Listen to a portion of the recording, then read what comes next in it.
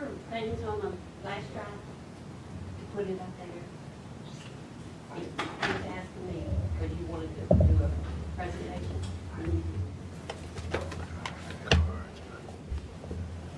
Okay. Okay. That's what we want them up there. Well, it's really more just.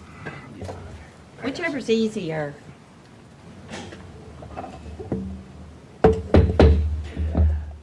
Good evening, everyone.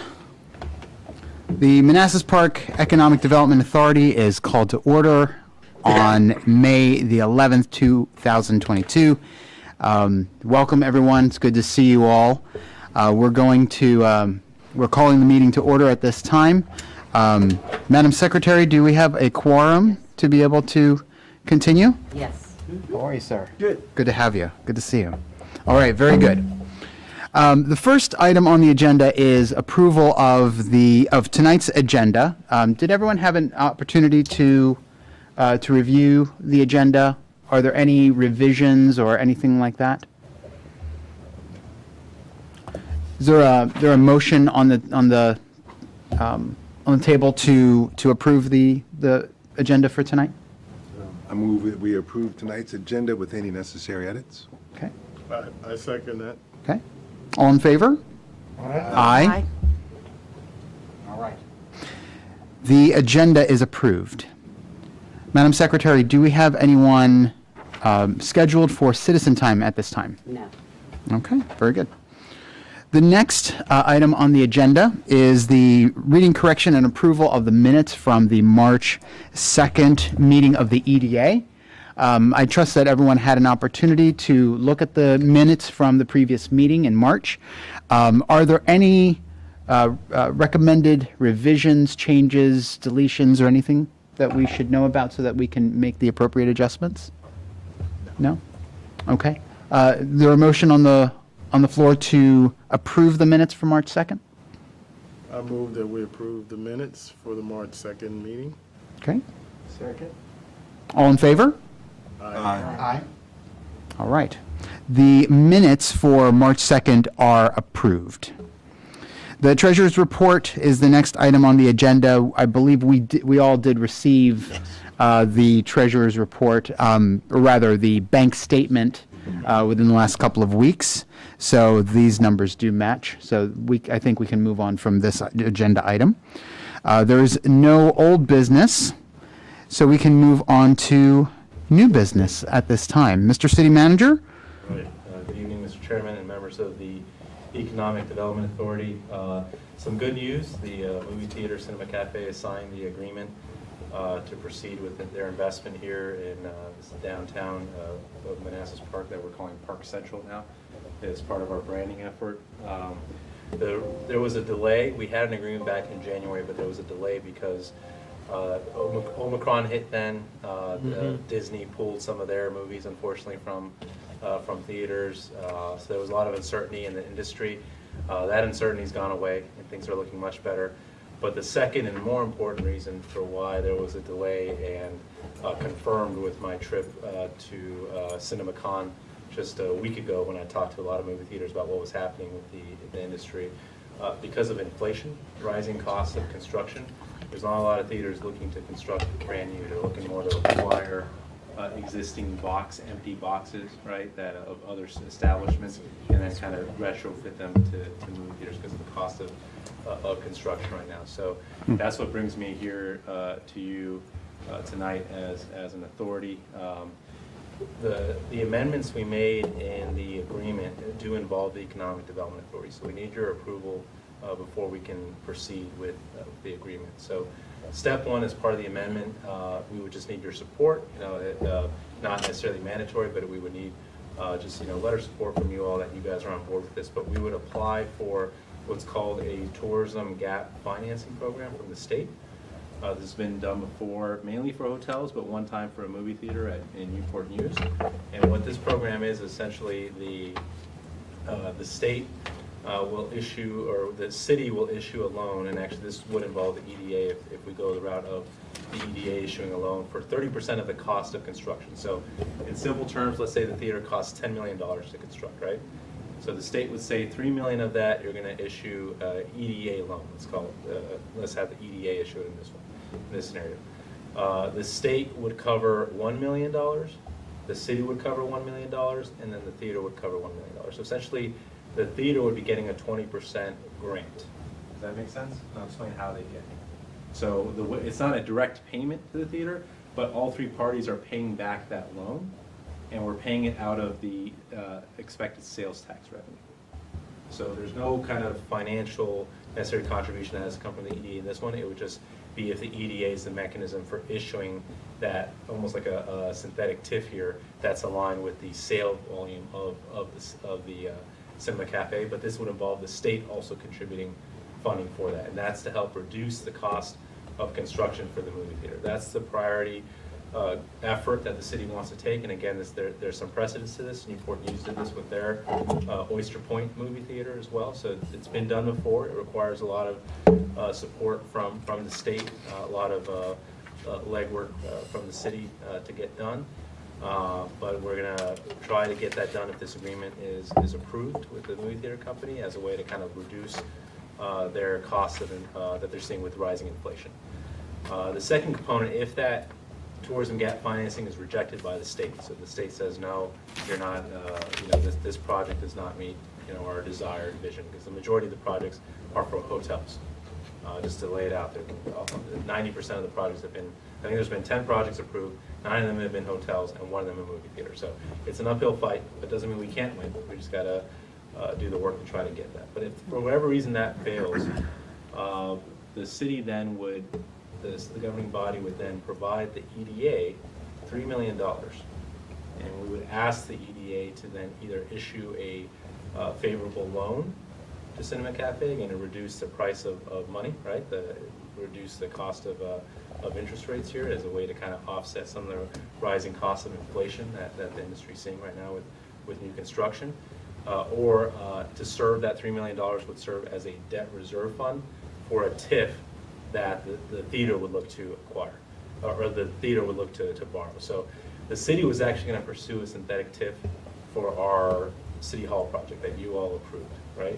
We didn't do that because the interest rate was higher and it required a debt reserve fund. So I'm going to explain what the reminder, kind of what a synthetic TIF is. So what a TIF says is that you'll get people to loan you money, but you only have to pay that back based off the performance of the project, right? So let's say someone loans the money to the movie theater, and the movie theater has a profitable year, and they make payments based off that profit. If they don't have a profitable year, they don't have to make any payments. There's a higher risk to those lending money to the theater with a TIF. But that's why they ask for what's called the debt reserve fund. And what the debt reserve fund is, it kind of equalizes their payments, right? So if the theater has a bad year, they can tap from that debt reserve fund for that year. And then if the theater has a good year, then we can repay that, pay the debt plus replenish the debt reserve fund. So that's how that would work. So those would be kind of the different options. So for whatever reason the state rejects our state tourism gap financing option, we would then bring in our financial advisors here, Davenport, who worked with you all for the large lease revenue bond issuance that we did over a year ago. They'd come back to, again, provide you counsel, provide the city counsel on what the best solution is. They'd go out and check out the market to see does just a lower interest rate loan from the EDA directly to the theater make more sense, or does using that money for a debt reserve fund for a synthetic TIF make more sense for the overall loan for the project. And again, the theater would love a synthetic TIF because they only make payments based off their performance. So we have confidence it's going to work, so that means that the theater will be able to pay it off no problem, and then we get that money back. So either if we give them the loan or we put this money in debt reserve fund, the city ends up getting the money back. The one risk, the caveat though, with the $3 million is with the debt reserve fund, if the project fails, that full fund would then go to the lender, so the city would lose that money. So that's the risk that we're willing to take, but again, that would be something the city would providing the EDA this money to take this on. So again, the EDA is a very powerful entity that you guys can do a lot of creative economic development initiatives that the city can't. The state created you for this purpose to help with local economic development initiatives such as this, and this is an example of something that can be done as well to help move forward the downtown project. Again, the things are looking better with the theater industry. Things are rebounding. It's just inflation's killing a lot of things. It's hurting the economy, and it's hurting new investment overall, and it's hurting new construction overall. So we need to figure out a way to help them reduce the impacts of inflation, either through this gap financing mechanism with the state partnering with us, or through this loan or debt reserve fund to help them achieve a more favorable loan term. So as I told the governing body last night, the city, we had bad luck, right? We did the project across the street right before the Great Recession hit, right? We take on this project and then COVID hits, and we have a recession there, and now we're seeing massive inflation. But I don't believe in excuses. I always believe in coming up with solutions to overcome those barriers, and this is one of those barriers that we have to overcome, and through the EDA we can overcome it. With your all support, we can still make this downtown project happen. It's going to be successful, and it's going to work out. It's just we're in a difficult point right now with the economy and with inflation, but we'll get out of it eventually, and things will get better. We're leasing out our spaces under City Hall as well, so we're going to activate this downtown. It's going to work out. We have some deals in place across the street that are very close to being wrapped up as well. So the downtown will work, but again, it's all predicated on a commercial anchor, which is our movie theater, and to help them, this is a necessary step.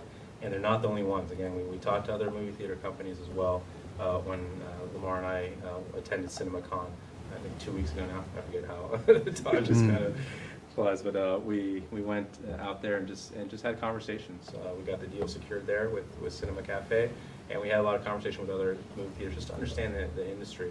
And they were echoing essentially what Cinema Cafe was saying, that right now because of inflation, it's a very difficult prospect for new construction. So that's what we're asking for, is to see if you guys are okay with this proposal, this project, and that you would be supportive of our initiative if you were to either have to issue the loan to support the state tourism gap financing, or just taking money directly and providing a loan yourselves, or taking money and helping them secure a synthetic TIF using that money as a debt reserve fund.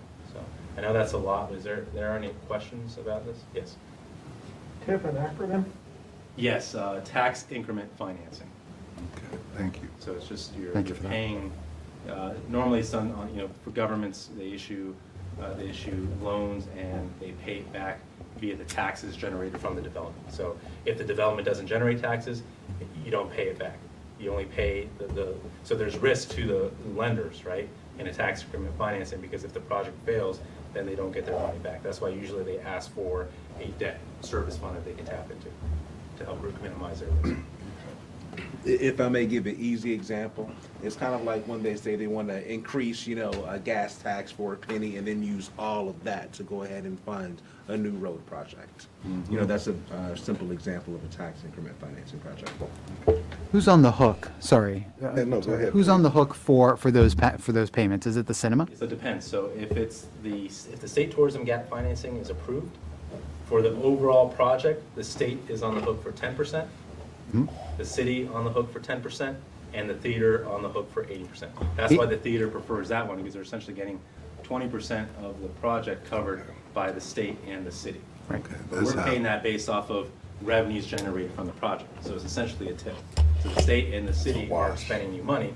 We're just, from the proceeds from the development, we're able to pay back the debt that way. So we're all technically on the hook for that one. If it's just an EDA loan to Cinema Cafe is on the hook, right? So again, if they don't, for whatever reason, if they default on the loan, then that's something that then the city loses that money, right? If for whatever the reason there's a default on that one. The debt reserve fund, again, if for whatever reason they default, then the debt reserve fund disappears as well, so the city loses that money. So there is some risk going, but the EDA is an entity that can take that risk. You guys are designed to be able to do projects like that. For the second option, that you said the city would provide funds to the EDA essentially. Is there going to be any impact to taxpayers as a result of that? Just generating $3 million new dollars. I have some proposals for how to generate money without impacting taxpayers at all, but those have not been approved yet, and those are still in discussion in closed session, so I can't mention what those are. The governing body and I still have to have more conversations about different mechanisms for how to fund this, but I do have proposals to pay 100% without impacting a single dollar of current taxpayers. Current taxpayers. Current taxpayers. That's a key word. No. I mean, every current resident, home Right. that's currently established right now, right, will not be impacted. What about businesses? They won't be impacted as well. Okay. So the question becomes, what is the interest rate that we would offer on our type of grant or loan? Yeah. And because right now the interest rates have gone up, are we going to give them some type of a benefit or We would. credit? Yeah, that would be the purpose of the loan from the EDA, is that it would be at a low to no interest rate. That's what kind of, so they would help offset the cost of inflation through reduced interest payments. Does that make sense? But again, we would bring in Davenport, we'd bring in our bond counsel, McGuire Woods. They would be your advisors, our advisors for this effort at that time if we proceed with this. Our hope again is that the state tourism gap financing is approved. That's the best program. That's the state of Virginia investing, I'm in over much 10% ends up being back into our city. So that's Right, what but we still have, we still assume some risk with that. Even though it's only 10%, right? The risk is not on us, it's on the theater group at that point. We're obligated to make payments, so the state and the city are obligated to make payments. But again, only based off the performance of the theater. So again, the risk here again is to the lenders, right? But the lenders are always happy when the state and the city are contributing tax dollars towards like collateral. an actual development.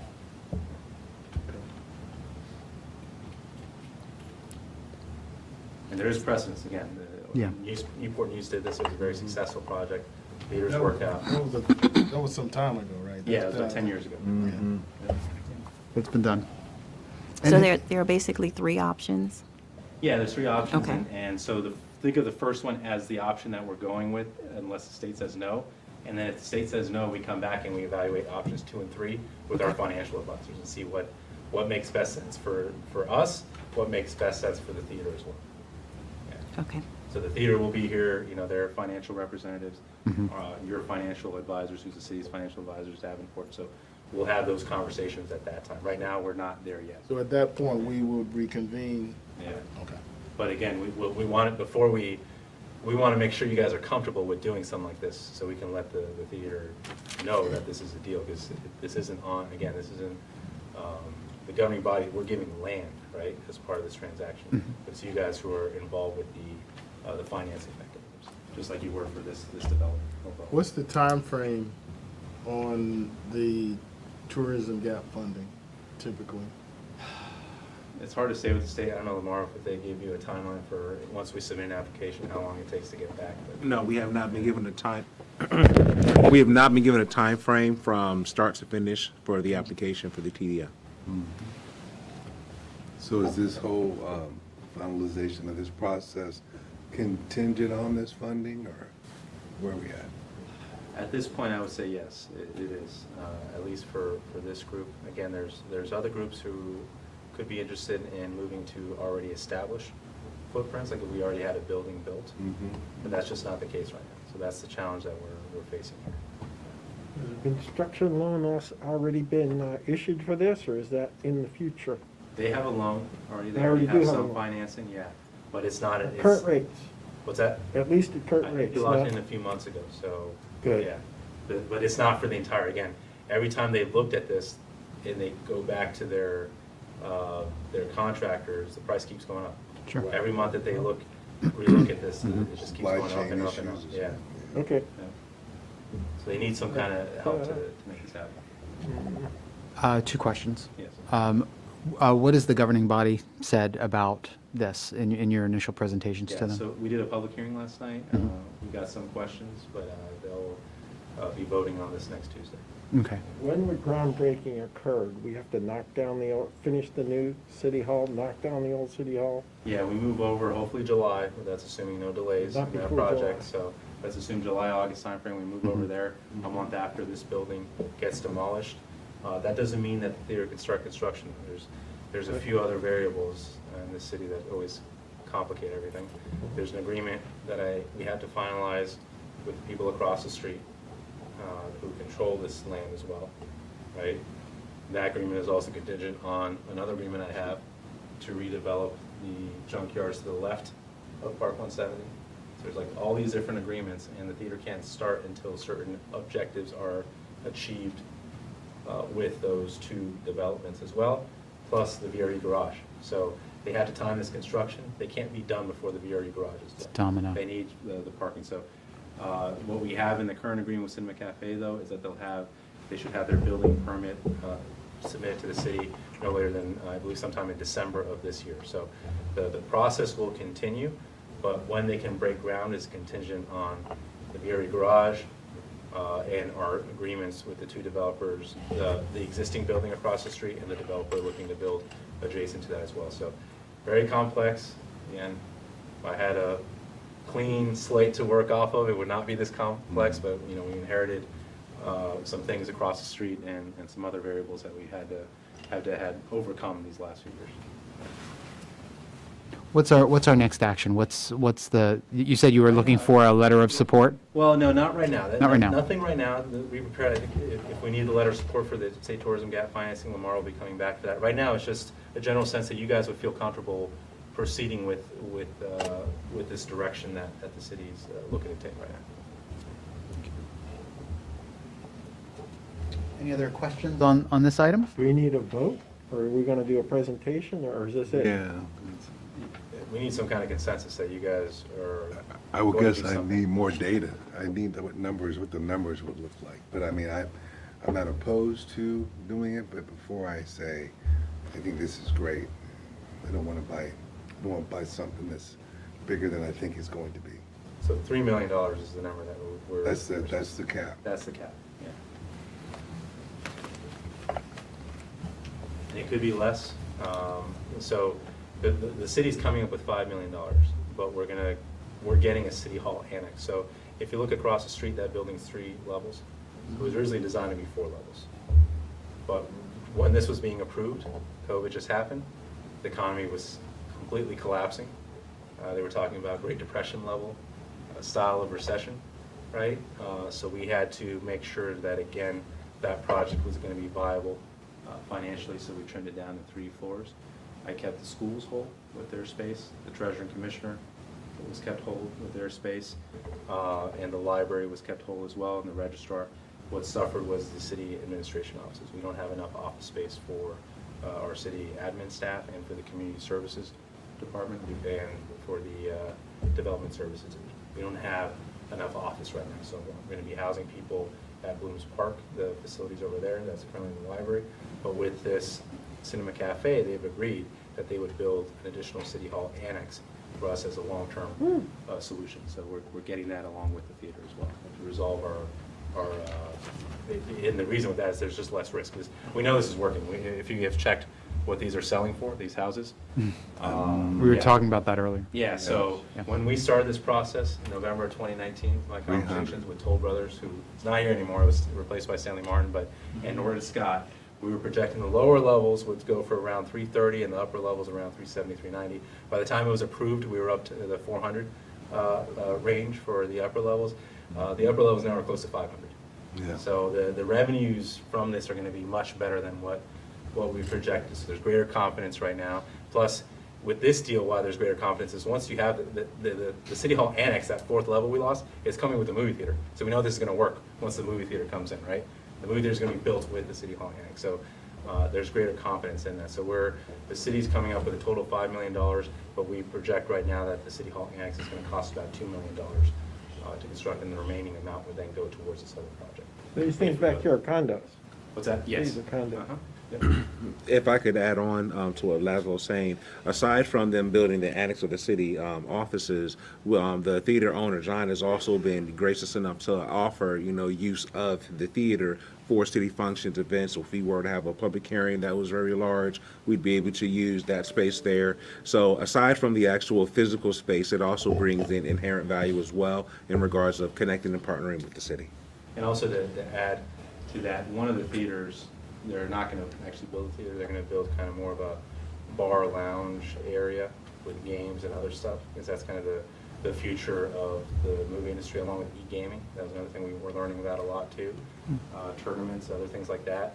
We're going to actually, where they've agreed to allow the city to put a large screen on their building facing the plaza. So we want to showcase movies there. We want to have e-gaming tournaments on that screen, just kind of, again, to bring people to the downtown and kind of drive the success of that as well. Show other kind of special events, Olympics, whatever you kind of think of. We want to show that on that giant screen outside of the theater for our community and for everyone on the plaza. So we can shut down the plaza road itself because we have other ways to get traffic around now, and we can just open it up for people to hang out on the plaza and the bricked road and watch the events on the screen itself. And even for families, right? So you can imagine, hey, kids come along, you want to play some Mario Kart on this giant screen, here you go, get in the line, via our Parks and Rec. So it's going to be a community amenity as well, but we're going to be creative with it and try to draw people in our region with that. So Cinema Cafe is more than just a theater. They're a partner for the downtown, and they have the right mindset in terms of how to be successful in a post-COVID environment. Can I ask how we are, when I see everything here, I feel like the people on the east side are benefiting. What are we doing for the folks on the west side of town? This is essential, so this benefits, so this is the central part of Manassas Park, so department people like myself, we're from Lamar, right? It's very different from what we would say east of Digital Drive, right? Where it's a different kind of community here. So this is the central part of our city, kind of more mixed-use development. This benefits the entire city. And you want to reduce taxes further, this is how you do it, right? You want a central gathering place for the entire city, you bring everyone together. This is going to be the place. And the central part of our city with City Hall, this is oriented towards both communities. But if you look at the majority of our infrastructure projects, repairing infrastructure, it's on the west side. And you need money for that.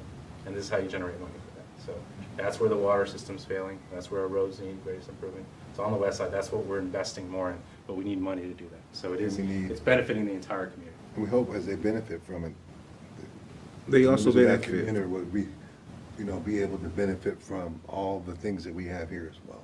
So that's all. Just wanted to make sure that we're intentional with our efforts to connect that community with this resource. They are going with the plan. They're going to be connected on the front end. I spoke to John in-depthly in regards to how diverse our community is, where a lot of our residents hail from, and how we do have that dichotomy here. And part of that is making certain that the movies that we are playing aren't just something that they would see regular blockbuster, but we are looking for cultural events as well. Cultural movies that are going to be something that's going on, series that they've grown up with, and we can go ahead and replay them here. So it is a matter where it's not that we're building this up for everyone else except for them. Like you said, we're going to make it so that way everyone comes to here in Manassas Park. How many theaters will this have? Will this be a single screen or multiple? 8 screens. Yeah. 8 screens. Yeah, they were So going to you do could 9 screens, but we got rid of Yeah. 1 screen for this other. Yeah, like event. Cinemark has been doing that for years with Asian films they bring in, and not so much Hispanic films out there. So that that's their business. We have some other ideas too involving sports that we're not going to share here, but we want to be creative here in what we're doing with the future of this theater to be the commercial, like the entertainment hub for this region. Is this a high-end one where they wine? This is family oriented. It's like Alamo, but it's more. I would argue it's more family oriented. Okay. But they'll be able to serve wine and leather seats and. I don't know if they have wine. They have beer. They have different types of They got hard beer, they alcoholic can drinks. have I don't remember if they have a wine menu though. Do you remember if they have a I wine? didn't see the wine menu myself because I rarely drink wine, so I didn't look for that. I looked for the beer. I did. Yeah, drinks. But I can say that with the alcohol license that they would be able to have, like I said, John is very interested in creating a unique experience for this, so it's Manassas Park branded. So I'm very certain that if you said, hey, we would like to have more wine, I'm sure that would not be an issue. Let us cater to our residents. That's what this is for. And the pricing, the food pricing is affordable too. That's the other thing we wanted to make sure. That's how they make their money. And they want to cater to the whole entire community as well. Did they talk about seating? What do you The mean? type of seating? Is Yeah, it it's very traditional or is it more of the sort of lounge? Very Reclining. It's loungy, very large. I'm gonna call it a Barca lounger, but it's nice, very accessible. The theaters are very roomy, so even in the matter of social distancing, they're like kind of coupled together, and there's space between them. They have trays, drink holders. It will absolutely make you fall asleep if you eat too heavy of a meal during your movie. Their desserts is very good. Yeah, it is a very comfortable theater. If you would like, I'd be more than happy to send out some photos and things that I have from that. There's one down in Chester, just south of Richmond as well. If you're ever down in that area, look up Cinema Cafe. That's their newest theater. They did open that during the pandemic. They'd already, secured the financing and everything else. But that, and of course, that was all before the major inflationary pressures that we've seen over the last 18 months. That keeps getting worse and worse. Did you all talk about employment opportunities Yeah, that's this the week? big thing that Lamar is pushing to make sure we have job fairs, not just for this business, but the big business we're talking to across the street that's still not announced. We want to make sure they're hiring local. Yeah. New business across the street? Yeah, that's still in discussion. A new building back there? Nope. To fill up the Talking empty about the stuff. first level? Oh. Yeah, Yeah. but I gotta build the parking for them, so that's Right. that's why we're developing onto the side of it. So if you're looking at it Okay. here to the left of it, we're redeveloping all that area. So there's 3 different deals now that are all kind of interconnected. So that's the one you referred to earlier. Yeah, yeah. That's part We're of hoping for that. the yeah. Dominoes. Yeah, When you there's say a lot that of dominant. single business, do you mean the owner of the property, or do you No, mean there's somebody another wants to business take that we have ownership? negotiating, yeah, with- Somebody wants to take ownership of all the shops? Not ownership, it's lease, yeah. Please. Lease all Yeah, the, I wish it was ownership, that Shops. would be easier, but. and then it's lease. sublet it to different people? No, no. Just take, Potentially in the long run, there might be some subletting for different elements, but it just. it might take the whole space. Mm-hmm. Oh, okay. We'll see. We'll have an opportunity here to really transform our city and improve the wealth of the city. But again, this is all going to be contingent on getting this theater in here. Okay. There's So a lot of I- dominoes, unfortunately. I apologize for interrupting. I do have a question. How successful has Cinema Cafe been in other areas? And do they kind of focus on smaller cities, towns, or it just depends on what they consider to be viable? Yeah, so they're very popular. They started in Southeast Virginia. It's a Virginia-based company, and that's what we love. We wanted to support a local business. That's why we hope we have a better shot with the state tourism gap financing, and hopefully they pitch in some of their ARPA money to help the state pitch in some of their ARPA money to help out a Virginia growing. They are a growing business. They expanded. They took over. They have a large presence in the southeastern Virginia market, and then they were expanding north. So they opened their first kind of Richmond area theater during the pandemic, and they've been eyeing Northern Virginia. So we're fighting to be their first Northern Virginia location. So they have aspirations to keep growing. Okay.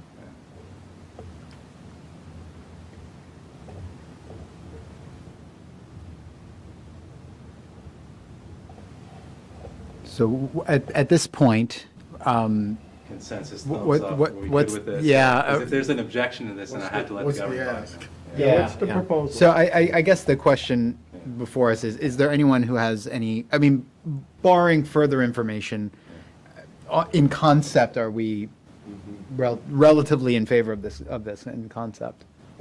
So we need a motion? It's up to you. I mean, just getting consensus is I think, good enough. Or, I don't know, Dean, if any, I don't think that you have to take an official vote tonight. They just kind of need to let us know if they're. No, they don't need a motion. No, we're good. We just need to get a consensus, so if anyone has a problem with it, we just need to know. If you're okay with it, just nod, and that's fine. Okay.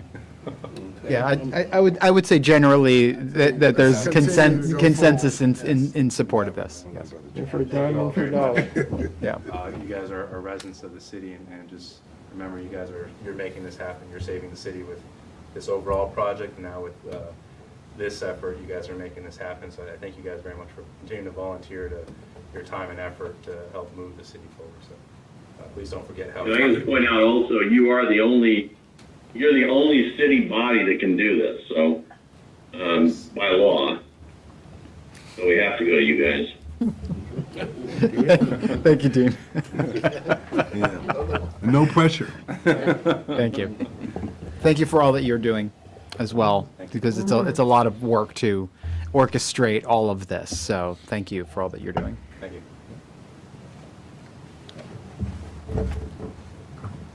Mr. City Attorney, you are next on the agenda. Yes, sir. You are next on the agenda. Hi there, I'm hoping I'm gonna get the screen, so I can share my screen with you here. Okay. Keith Keith is doing that right now, Dean. We're Yeah, okay, there we go. we're facilitating that now. All right, so you just see Yep. the satellite picture of the city right now? Yes. This area that's shaded in, this is the lot, the commuter rail lot. Okay, we recently subdivided off a piece that started about here, comes down here, and then we conveyed that over to VRE as part of the station project. This piece here is the one we recently conveyed to you for the ground lease to the VRE. You remember that, right? Yes. Right. And Yes. as part of that, the garage is going to be built here, and then we're going to have a pedestrian bridge that's going to cross the railroad tracks and come down somewhere. Actually, I think it's going to come down somewhere right around here. And let me show you that. I show you this just to orient you a little bit. For those of you who aren't familiar, this is the current City Hall. This is the new City Hall being built. This is the restaurant pad site being constructed. These are the 2/2s that are being constructed. This is a fairly recent satellite photo. And then this is the piece that you own right now.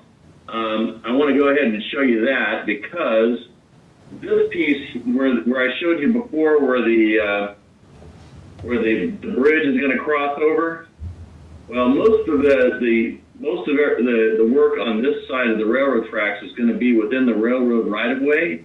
However, there is a little teeny piece right here that's going to be outside of the railroad right-of-way. Okay, so here's the railroad.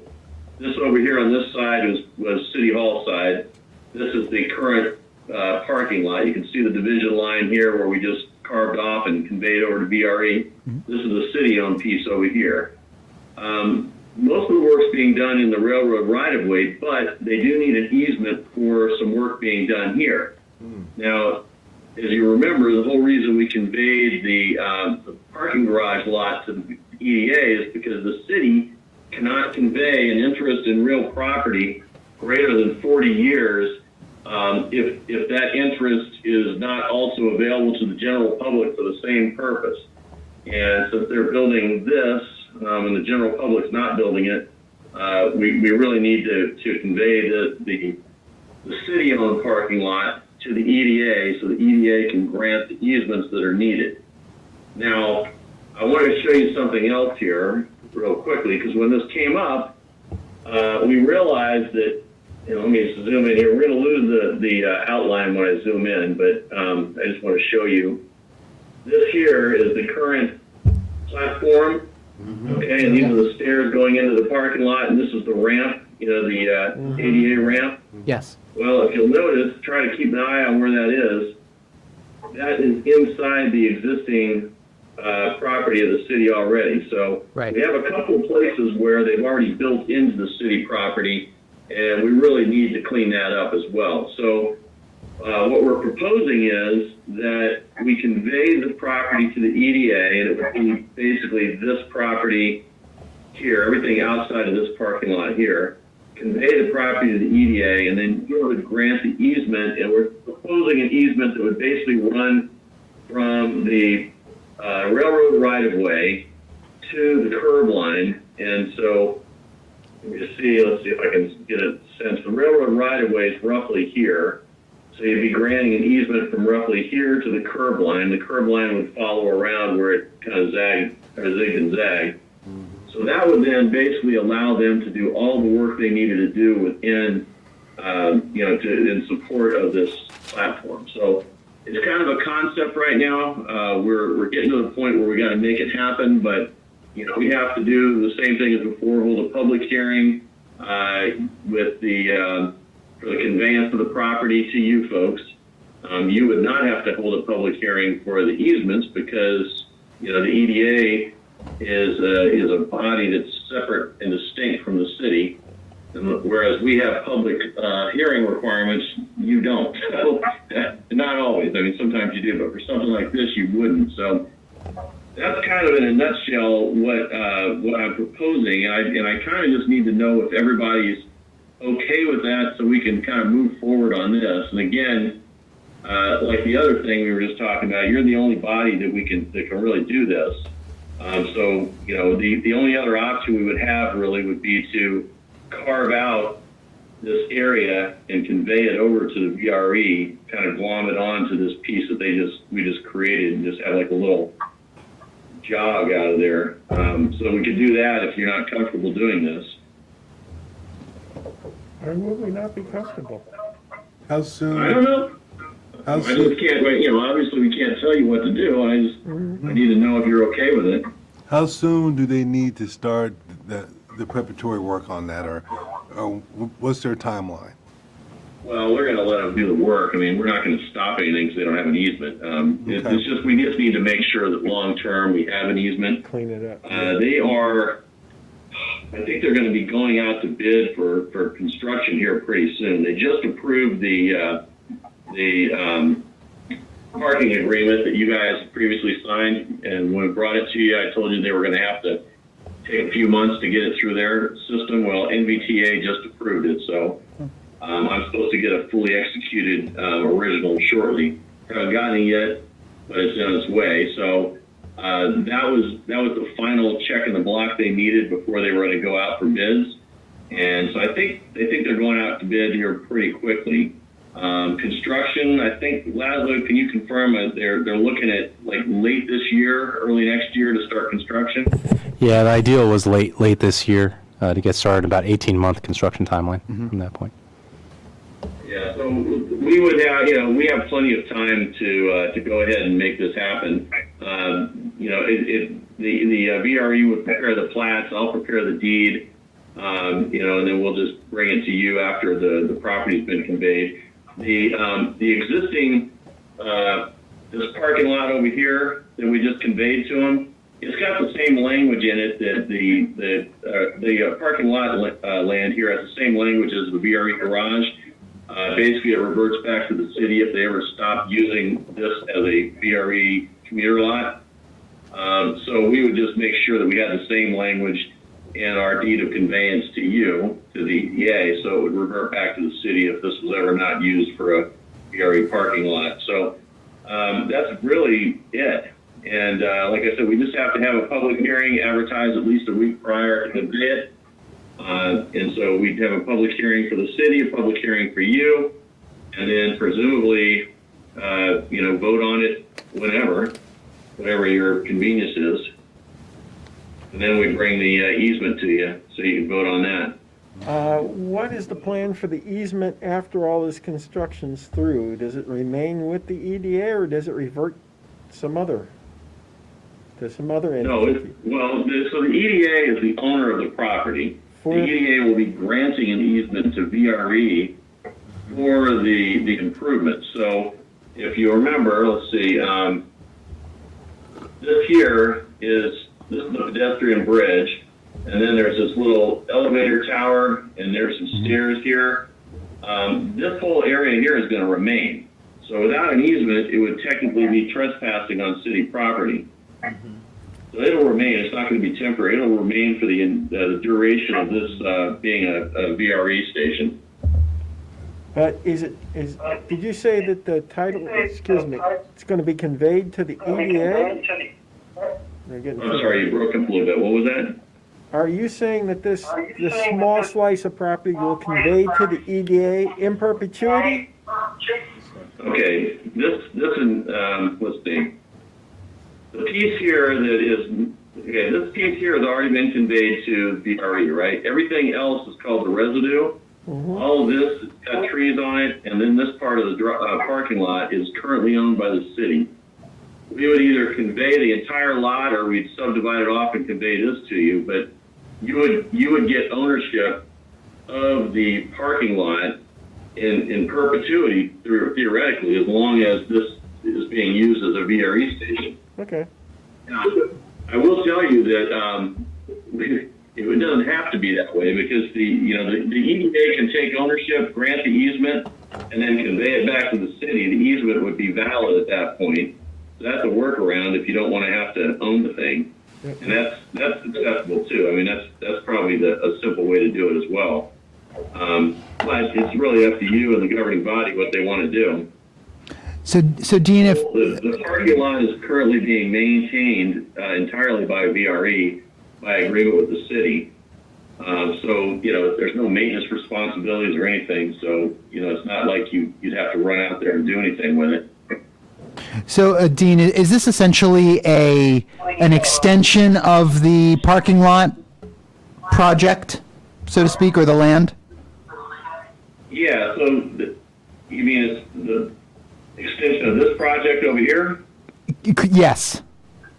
Yeah, it is, because this is, to make this all work, we need to get that pedestrian bridge crossing over here, right? Right. And so without the pedestrian bridge, this doesn't really work because, you can't get over to the VRE station. So we need to, in order to take full advantage of the VRE station, we need to have parking on both sides. These people here are a captive audience. They park here, they're going to see all this. Hopefully they're going to want to shop. I mean, that's the idea. So That's yes, the it's point. an extension of the project to the extent that it gets these people here over to the platform. Yep. Okay. And it's all just a fluke because, this here, if they could have just gotten all this within this railroad right of way, this wouldn't have been an issue. We have a little bit here of the elevator shaft, and then the stairwell coming out here. Yep. Got it. Yep. Yeah, and like I said, you can see there's a little bit here also. This is the current ADA ramp and another stairwell here. So your call. I mean, I think probably long term, you probably want to just go ahead and convey it back to the city, but you don't have to. You can keep ownership of it. We haven't really fleshed that out yet.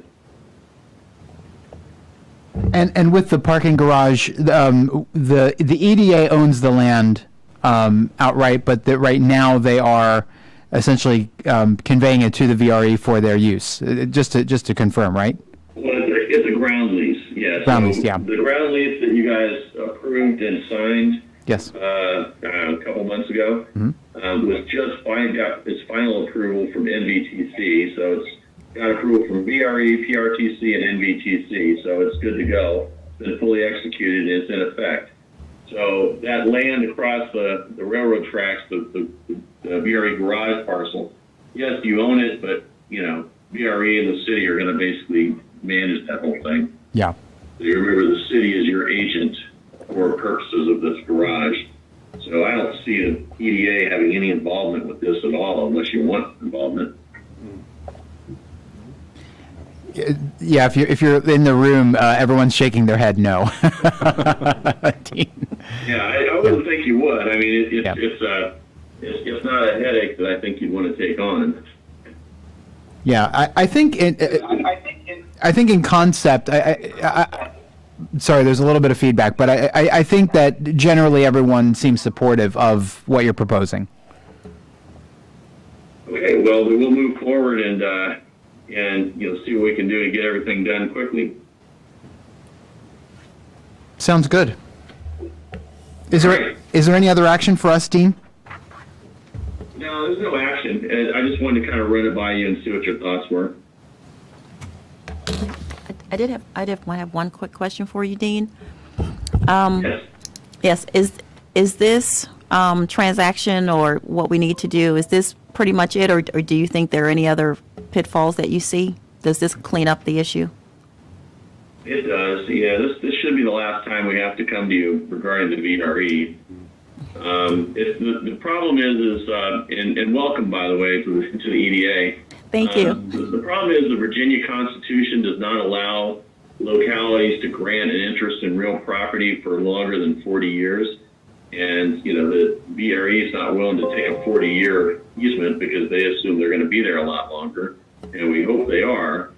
So we have to kind of anticipate, that they're going to be there for quite some time, which means that we can't convey an easement. We couldn't give a ground lease either. So, but the EDAs and industrial development authorities, economic development authorities were created specifically for the purpose of getting around that requirement. So the General Assembly came up with a way to duck and weave around the Constitution. Okay, thank you. So that's why we're going to you. But yeah, the short answer is I don't think we're going to have to come back to you regarding VRE again. Thank you, Dean. You're welcome. Did that answer all that question? Yes, it did. Thank you. You're welcome. Any other questions for Dean before we move on to the next item of business? Okay. Mr. Economic Development Coordinator? All You have the floor. Thank you so much.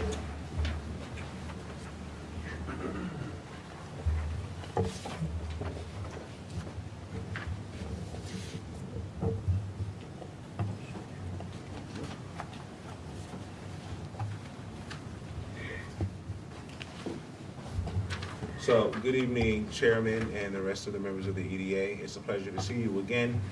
I guess tonight you've kind of noticed a theme, and that theme is what can the EDA do in order to help for the betterment of Manassas Park? So tonight I'm going to just run over a few different things, a project that I've already been working on that I've briefed you on previously. And then I'd like to go ahead and just throw out some thoughts and things for as an EDA for us to think about going forward.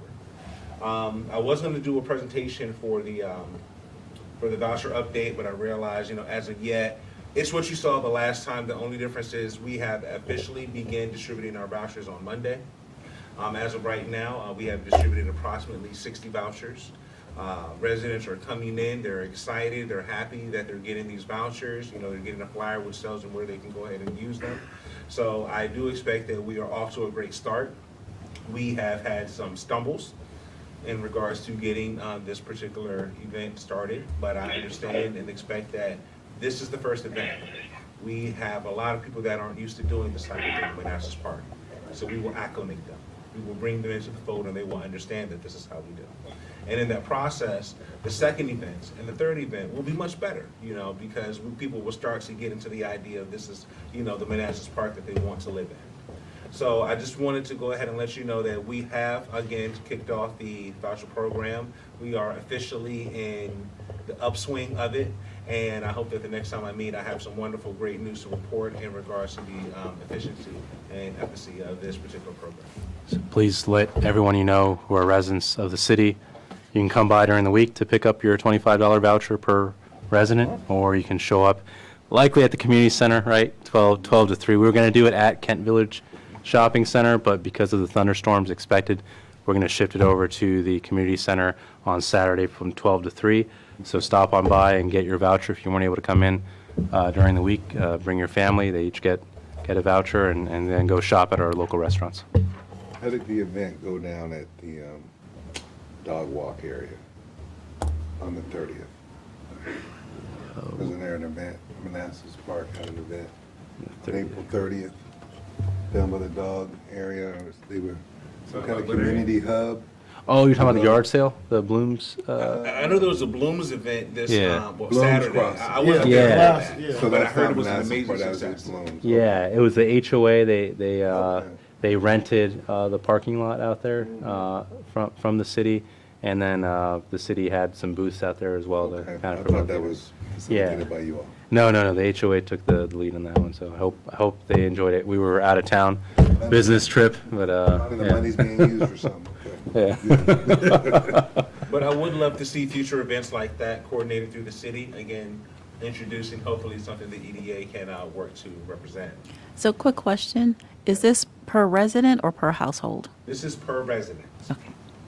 So when you come into City Hall during the week, we're going to ask you to show just an ID that shows, Manassas Park as a resident. We're going to give you a voucher. We're going to give you a flyer which tells you when you can use them, which restaurants are participating and you can use them. And on the back of the voucher, it has a time frame that says this voucher is valid from May 9th through the 28th. We will continue to give out vouchers as long as we have them. We have printed 3,000. And we have an event coming this Saturday at the community center, again from 12 to 3. We have some special guests coming. If you enjoy Elsa, Spider-Man, or Mirabelle from Encanto, they will be showing up. We'll have a glitter tattooist. We'll have a balloon twister. We're going to bring in some exclusive deluxe popcorn from Popcorn Euphoria. We're going to bring in some very interesting flavors that I'm sure you've never had when it comes to popcorn. But what we really want to do is, again, make certain that people understand that the event is really to bring people together. Yes, you can get a COVID shot or vaccination while you're there. Yes, you can go ahead and get a voucher that you can use for free food, so to go ahead and help offset all this money that you may have lost during COVID. The restaurants get an opportunity to go ahead and welcome, hopefully repeat clients, but new clients, and then not only take this $25, but maybe they're able to increase their sales. I mean, one of my first jobs was at McDonald's, and we was always suggest a sale. You know, when you order a combo, you want fries with that. Do you want to supersize that? And that's, as a city, that's how we need to be when we're promoting these different events. We have to basically ask ourselves, what are the next things our residents are looking for? And so that's how we kind of got to this point here of how can we do a program that's going to be inclusive, because all of our restaurants aren't on the same level of technology. They are not all on the same level of connectivity or communication when it comes to our residents or people that visit our city from outside the area. So this was a great way to try to include the restaurants, include the people, but also introduce new people to new restaurants and basically get more, you know, as we like to say in the restaurant industry, you know, or entertainment industry, cheeks and seats. You know, I need to get as many eyes on your business as possible and get as many people to come through and find out what you have. And so one of the restaurants we have that was participating, El Molino, he was very happy to participate. He even went so far as to, you know, also share it on his Facebook. A lot of the vendors we're having for this event are also sharing it as well. Again, if you have not received it, I'll be happy to forward it to you as well, so please share, because this is the type of event that Manassas Park will be continuing. It may not be a voucher, but we will continue to do large events like this. Yes, sir. Just an idea, or do you need to bring a shot card? Bring a... The vaccination. Oh, no, A that draft. requirement was eliminated by the governing body, so Okay, this is got it. open to all. We will have, at least when the rain doesn't stop us from doing that, we will have, you know, a vaccination site there, so we'll have, I think it's a giant pharmacy, so people who want to can get their booster or get their shots there, but it's not a requirement anymore. I was wondering if anyone had any questions about the voucher program. Again, I know, Ms. Bryant, you are recent to our EDA. If you had any background I might be able to offer on why we decided to do it, how we got to the point of deciding to do a voucher, or if there's any questions I can answer for you before we have it. Okay, thank you. I appreciate you just confirming, because most, you know, activities like this, they specify household. So when you said resident, I just wanted to confirm, so thank you. I did have one quick question. When I see the businesses that decided not to participate, was there any particular reason that they gave, that are they looking to see if this is going to be successful, or you just couldn't get them to? There were a variety of reasons that I was given when I started meeting with business owners. Not to put any particular business owner on the spot, but one of the responses I got was from one particular owner is that his relationship with the city previously was not something that he found worth investing in. He felt that he had not, you know, essentially received any help, assistance, or benefit from the city in anything he had tried to do, so he felt that there was no benefit to him participating. Another business basically indicated that they were looking to sell their business and, you know, leave as soon as possible, so they didn't see the benefit of participating. There was another another restaurant where during the previous program with CARES funding, where we went ahead and provide assistance to our businesses. And this particular restaurant did not apply for any CARES funding or any assistance. When I spoke with the owner's daughter basically told me flat out that we do not see any benefit in participating. So, no, thank you.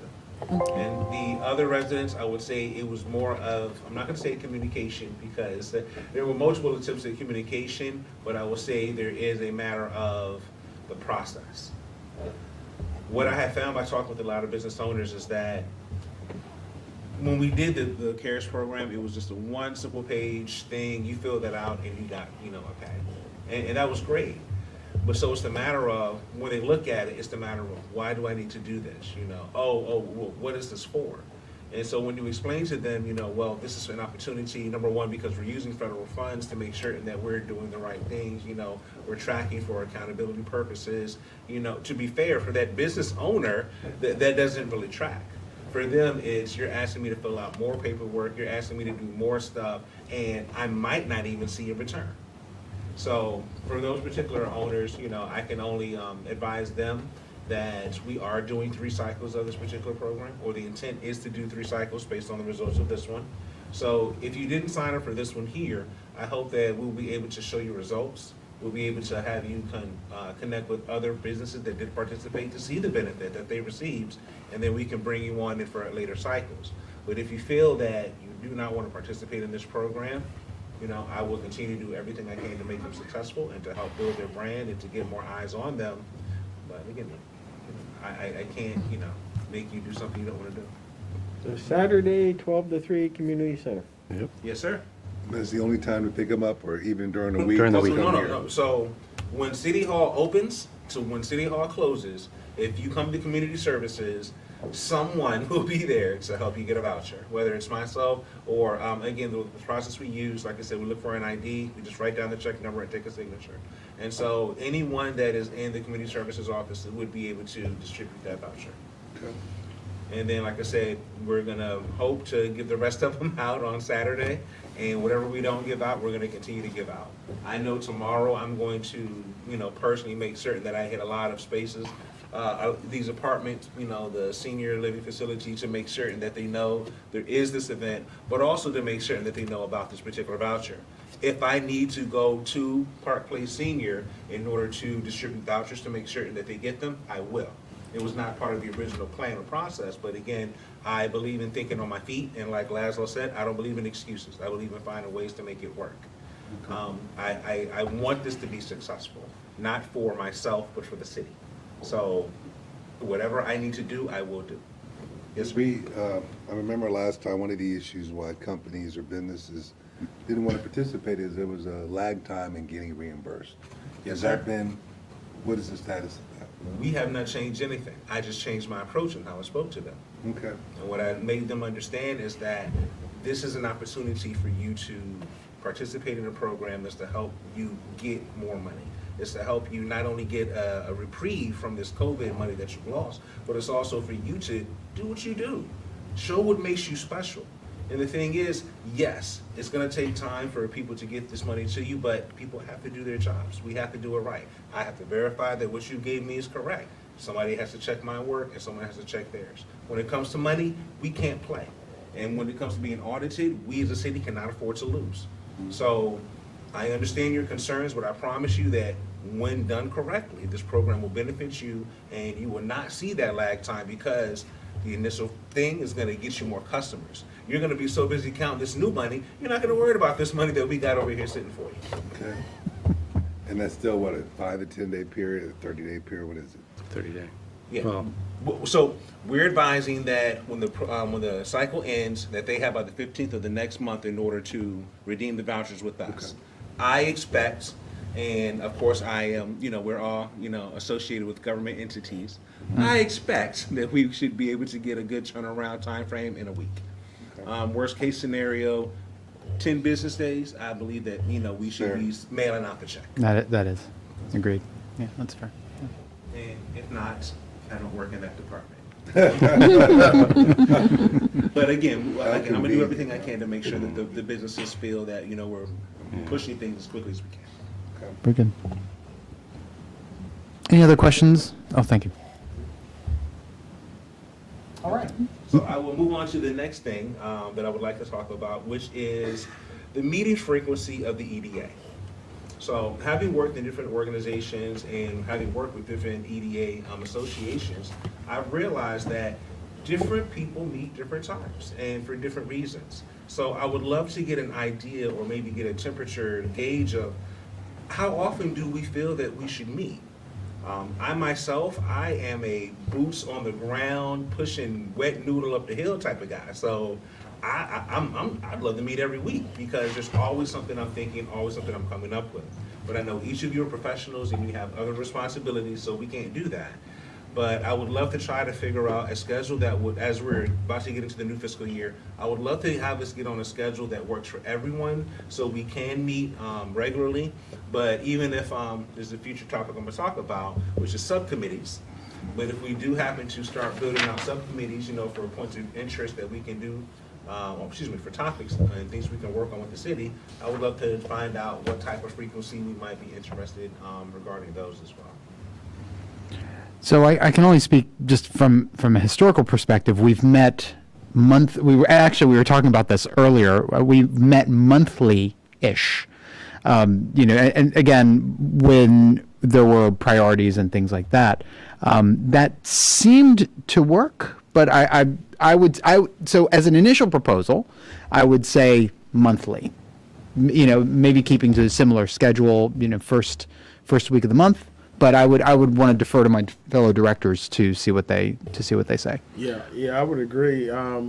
we, as Mark said, when we had priorities and activities going on, monthly seemed to be sufficient. There were gaps when there wasn't a lot going on.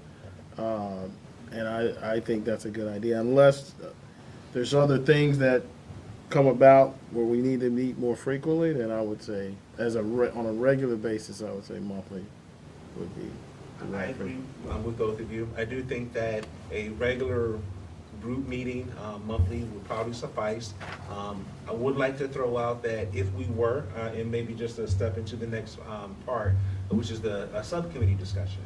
I would love to know if there's any interest within the city that any of you are passionate about that we may be able to initiate a subcommittee on. And what I mean by that is we would still have our regular meeting, but if we were to have a subcommittee, we would go ahead and coordinate an additional meeting among those members. And so, again, just something to think about, because I would love to see particular focus among the EDA and start maybe branching out. And well, I want to use diversity, but that's a general term. But in regards of certain aspects of the city, I would love us to have certain focuses. For example, maybe there's a focus on businesses in regards of development, attraction, maybe even land acquisition, things of that nature. Which, and again, I'm kind of jumping ahead again, but there's a lot of things and programs that I've worked on in different areas that I would love to bring to Manassas Park. But I understand that I can only do what we have the capacity for. And again, and I don't want to put anybody under a pressure. I'll beat the Dave. You don't have to say diversity, but because we have diversity, we need inclusion. So we can push for more inclusive activities. Yes, absolutely. And I'll stop beating the table. So I would maybe leave my question there. So are there any topics or passion projects in the city of Manassas Park that any of you have felt that the EDA might be able to assist the city in working to improve, or maybe an initiative that we are able to begin? Again, no answers now, just a thought, something to think about. What's happening with the golf course? Golf course. So right now, in the CIP, it's Blooms Park.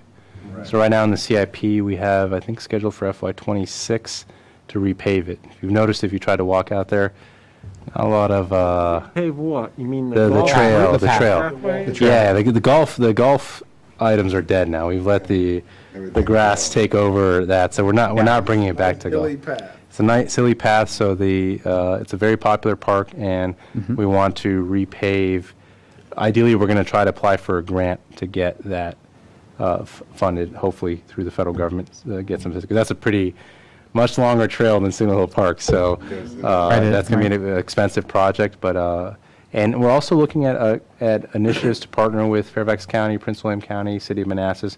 We're just extending trail networks to access the Fairfax County, so setting up a crossing along the river as well to connect with the trails network over there, bike paths over there, then set up a bike network through our city over to Prince William County, City of Manassas as well. So our transportation manager received a grant from COG, a planning grant for that purpose, for pedestrian Finally, a path. mid-county crossover. Yeah, so Even those are the with types of 5 things foot. we're evaluating right now for the park. We were evaluating a stormwater project there as well to rehab the river there to get some stormwater credits, but I don't think we're going to go in that direction anymore. But that was going to be another big project we were taking on. Anything is that, that's Bull Run, is that wide enough to be a recreational? Well, we don't own it, or we don't have control of it, so Is that we have a Fairfax? smaller stream, the Russia Branch, that flows into Is into that that. Fairfax? I believe it's Fairfax County, yeah. Bull Run is Fairfax County. Yeah, The yeah. shore to shore. It's not us, that I can tell you, so. We don't actually border the Bull Run either. There's a little sliver of Prince William County, surprisingly. It's like probably 10 feet wide. That encloses us in within the county, yeah. The county owns the That shoreline tiny of little Bull Run? sliver there, yeah, right in between our park and the They're river. smart. Yeah. Somebody So we don't technically border Fairfax County. Yeah. But to your point, when you bring up Blooms Park, I think that's a very good segue into what I was mentioning about subcommittees. I myself would love to see the EDA initiate an events subcommittee where they are able to either take on themselves be working and planning and assisting of EDA sponsored events for the city of Manassas Park, or maybe even taking a page from Manassas and adopting a nonprofit entity through the EDA, kind of like Historic Manassas, which would do essentially the same thing. Not only in regards of events, but also in regards of advertising as well. For those different businesses, the city, and things, again, that the city itself cannot do. If there were no more thoughts or questions about subcommittees, I would love to move on to the next information, which is kind of, I guess maybe where we should have started, which is where I would love to see the EDA go. I'm going to show you some words, and if these words seem to resonate with you, then I hope we can work to incorporate them into something larger. So we're going to pull on this nice presentation.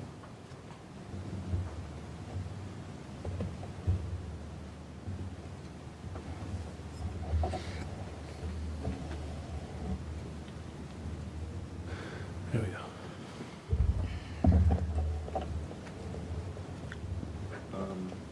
I want to click the present view. Yeah, give me a second. Do I just make it?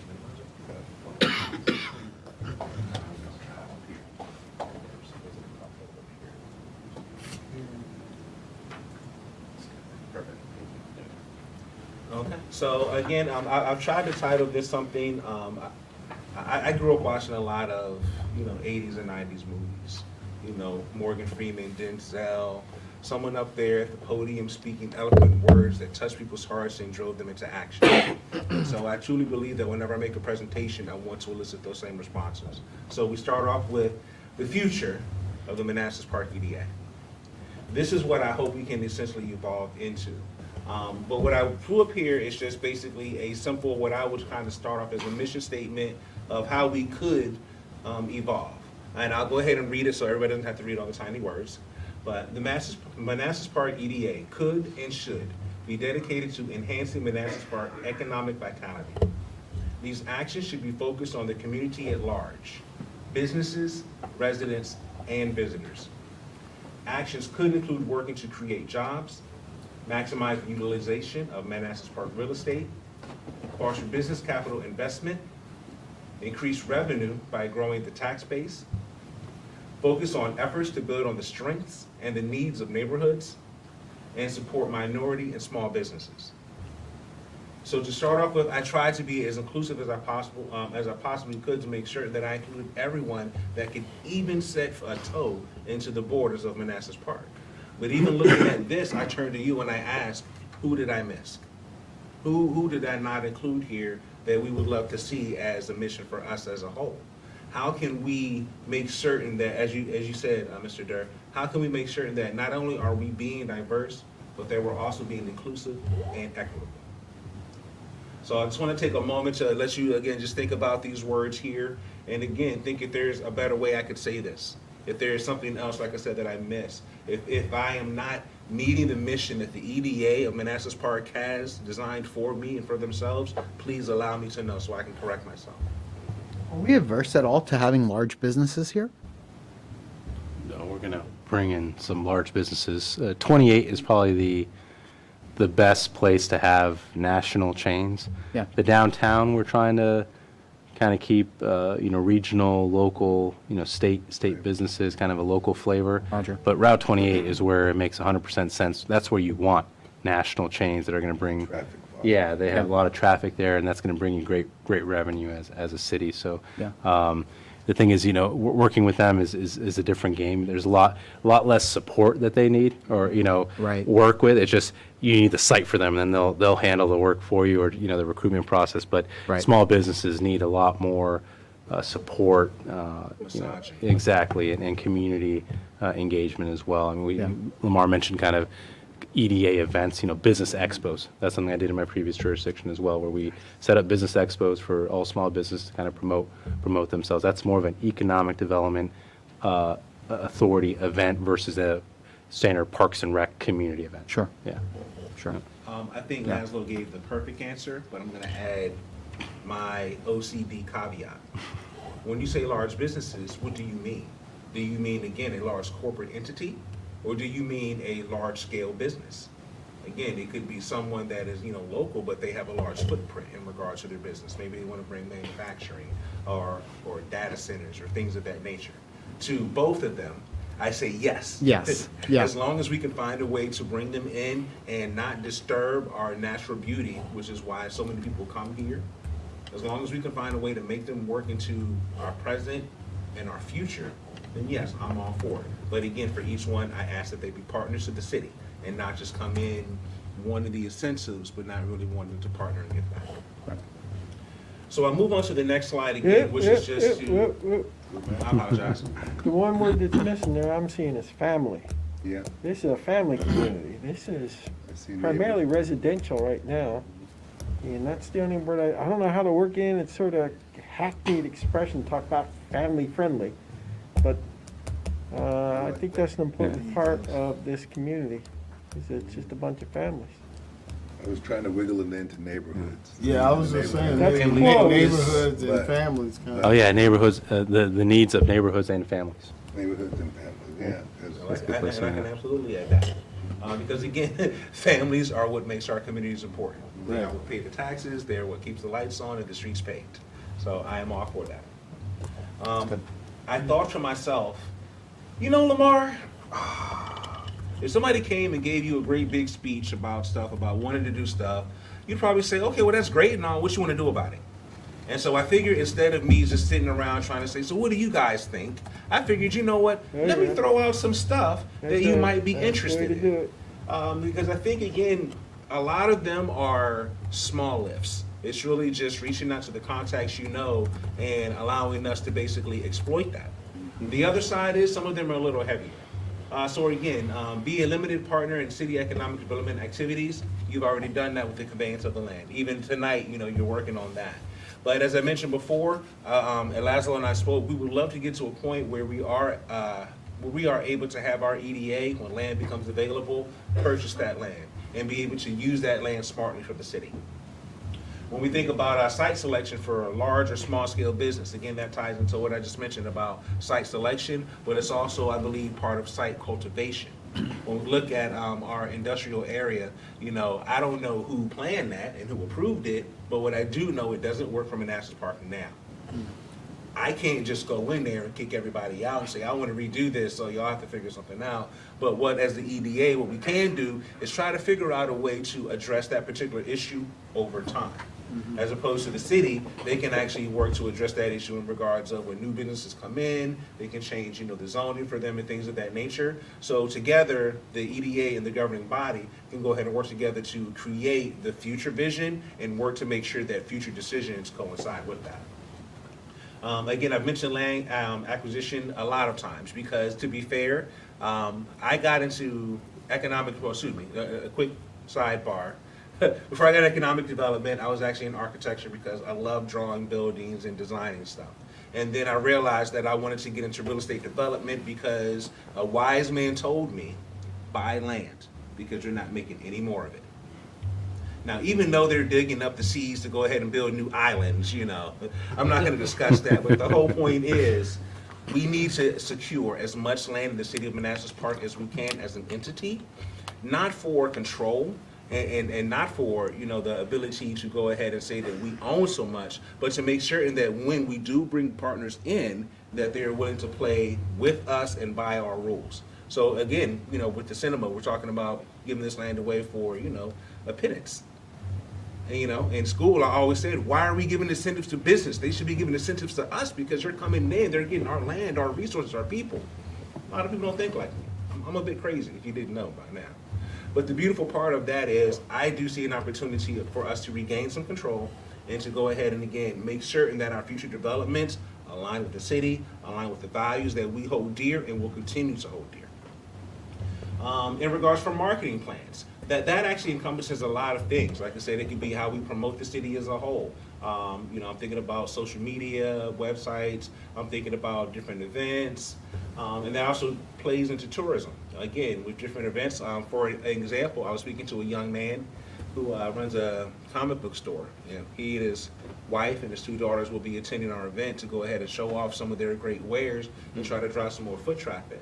But the beautiful part, when I was talking to him about it, is like, I would love to do a Comic-Con style event here in our plaza.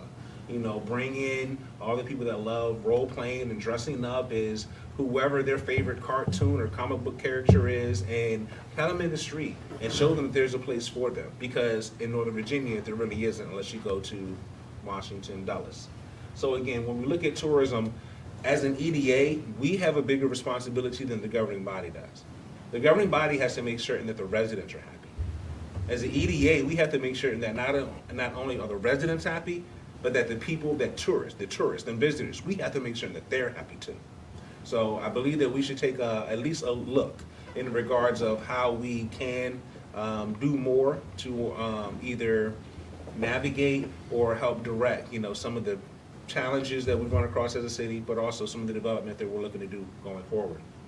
One of the things I'm sitting there thinking about when you talked about land acquisition, I remember about presentations in the past, not necessarily EDA, but the city council meetings, where the planning commission, whoever that is, was talking about things like acquiring homes back behind the shopping center on 28 to try to expand that footprint. Now, I don't know what I'm getting at there is, what's the relationship between what we're doing and what this planning commission is doing, if anything?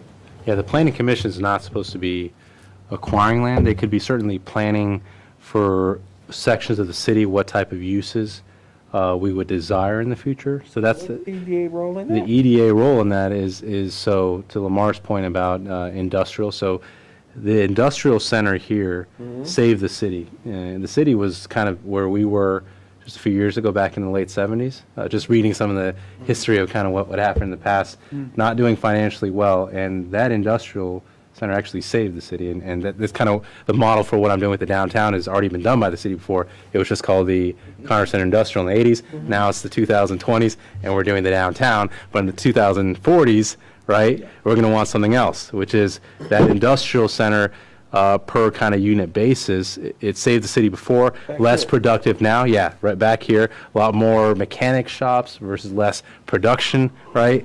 So we want to eventually evaluate what are the best uses. When I say best uses, I mean the most lucrative uses for the city in terms of employment and tax revenue for our residents to reduce their tax burden and to increase revenue to the city to reinvest in the community and schools and police and everything we have in our infrastructure. Those facilities are owned, right? Those are they're owned by private uses, absolutely, but there's constant turnover. So if we come up with solutions, and this is down the road, this isn't right now, come up with solutions where we get a lot of money, things we're going to be presenting to the governing bodies, potentially give that money to the EDA and let you start acquiring some of these parcels.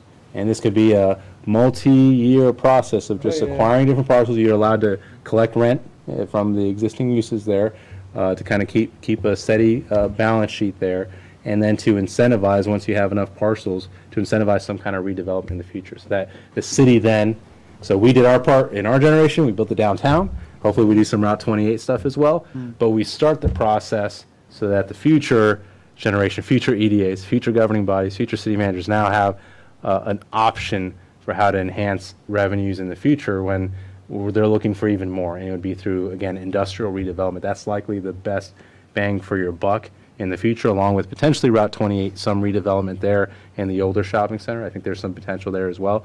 But that's a pretty big industrial area there, and if you get the right type of uses there, you can really transform your economy and your revenue. So the EDA's role is that ability to acquire property, hold it, take rents on that property, right? Just be a landlord, essentially, an owner of land, and then work from an economic development perspective to go out there and see, well, what are the best uses? Who are the developers out there who can come in and accomplish the vision of the community, right? That's shaped by the planning commission, right? Who's supposed to be planning the future of the city, shaped by the governing body and the residents through elections for what we want to do as a community. And then the EDA is the tool to get that done, to accomplish those objectives. But these are multi-generational projects, but they have to start somewhere. And that's, we hope to not just do the downtown here, but put the pieces in place to set up future generations for success as well.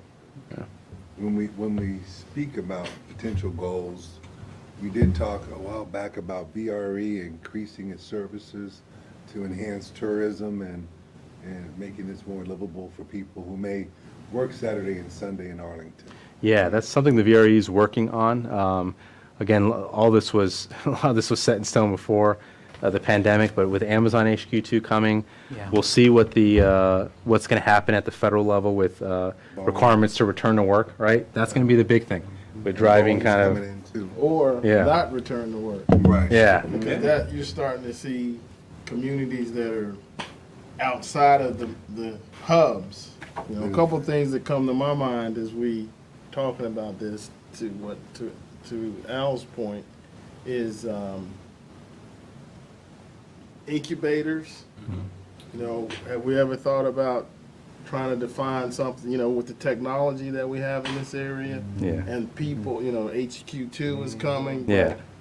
You know, a lot of people may commute there, but there may be a lot of people that work remotely, and they may need a place to gather Yeah, that's- outside of going downtown. yeah. It's something we want to look at. So we are looking at establishing additional office presence. It's just, office is very risky right now. Yeah. As development proposition, it has, yeah. Yeah, it doesn't necessarily have to be office, but just what I'm thinking about more is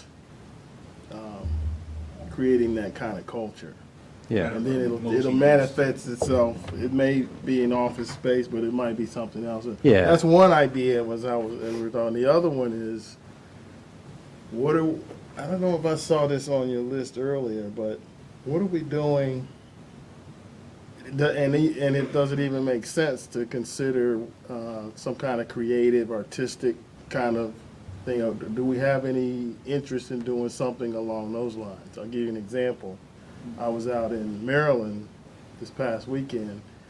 There's this community that are building out these galleries, several locations where they have artists coming in, and there were some galleries, and they actually connected them with a little shop, a little restaurant. So I don't know if that's something to be considered, but it's another idea. Even if it's not something permanent, maybe something we do as part of an event. Yeah, We if I- invite some folks in and do that kind of thing. You mean So like if I may Savage speak Mill or to that. whatever it's called up in Maryland? it was out in Brentwood. Okay, different one. I forgot the name of it. So, if I may speak to that, so just a quick divergence real quick. So I am already working to bring more cultural events to the city of Manassas Park, but Okay. I do want to cultivate a arts or a cultural center in the city, where Okay. we do have a spot where it's an art museum, or again, a multi-use space that can hold art shows and different type of events Yeah, like that. yeah, and just to kind of change things up and draw in different people or bring it out of the community. It may already be here and And something that's we the haven't beauty of this tapped. goal, so. and that's the beauty of these goals here. And just to run through, like Laszlo's point, when we're looking at the industrial area, right now there's a lot of mechanics over there, car mechanic Right. shops. So again, we can either look at it as in, that's a bad thing, we need to go ahead and transition away from it, or we can embrace what we are and what we have. Yeah, And we can realize, hey, you know what, how about we go ahead and work to get these businesses certified so that they're offering the highest level of training in this area? How about we go ahead and work with them so that they can work with our schools to be part of a There you CTE go. program, Right, to do exactly. training, so that Yeah. students only have to walk maybe 5 minutes to go ahead and get to this There you training. go. Like, we have a Yep. lot of opportunities. Good. But again, what I'm hoping to show you right here, right now, is that with these opportunities, we do have to figure out how we want to get there. What I would love is if each of you would maybe take these packets home and maybe look at a list like this, add to it if you would like. What I would really love for you to do is to go ahead and maybe figure out or write down beside each one of these numbers, how long do you think it would take us to really realize something like that? Because that way we can go ahead and take those numbers and try to figure out as a consensus, how long do we think we could take to go ahead and, be fully realized, partner with the city in economic development or any of these other things. I truly believe that within 5 years, we can accomplish everything on this list. I don't want to, again, I'm a hard charger. I would say a year, but I don't want to put stress on y'all. But give me 5 years and be patient with me, and I promise we can accomplish not only everything you see on this list, but even more. And I think the two bottom ones are the biggest ones, the three bottom ones I think are the biggest things that we should be focusing on, which is, as I call it, BREAC, which is business retention, expansion, attraction, and creation. Now, I added relocation because recently I've had businesses from other localities reach out, and they're interested in coming here. I told everyone at all the chamber meetings when I got here, I'm not gonna poach your people. I'm not gonna go seek and try to get them to move here. But if they come to me, I'm gonna welcome them with open arms. And so as we're starting to get people that are interested in what's going on down here, we need to, act fast. And so as I'm working on different tenant improvement agreements and things of that nature, I would love us to be ready. So if someone were to come and say, hey, what does the EDA do, or what do y'all have going on? If anything, we can pull out a list and say, hey, we're working on these things right here. In about 6 months we'll have this done, in a month we'll have this done, but at least we have a game plan. Anyone have children here?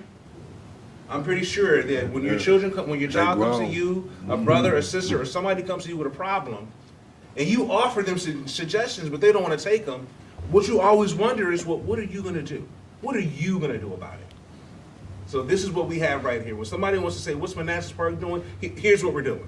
We may not be doing it like they want to, but we're doing it. And that's what I'm really hoping to get started right now, is to get these fires burning, so that way we can say, hey, I might say, hey, you know what, Lamar, I really do want to go ahead and talk more about this building, attraction. How can we get more businesses here? Mark might be more interested in, how can we actually work on tourism? What type of things were you thinking? And again, the subcommittees can be just one person and myself. Again, give me your ideas and let me run with them. But again, I'm not asking for a lot of meetings. Just, you can send me emails, you can send me text messages, whatever you feel is going to be best, and send me your ideas so I can incorporate them into the total vision. You mentioned varied backflow. The other day, I was in the afternoon, late afternoon, and I saw a VRE train coming from Manassas that stopped here.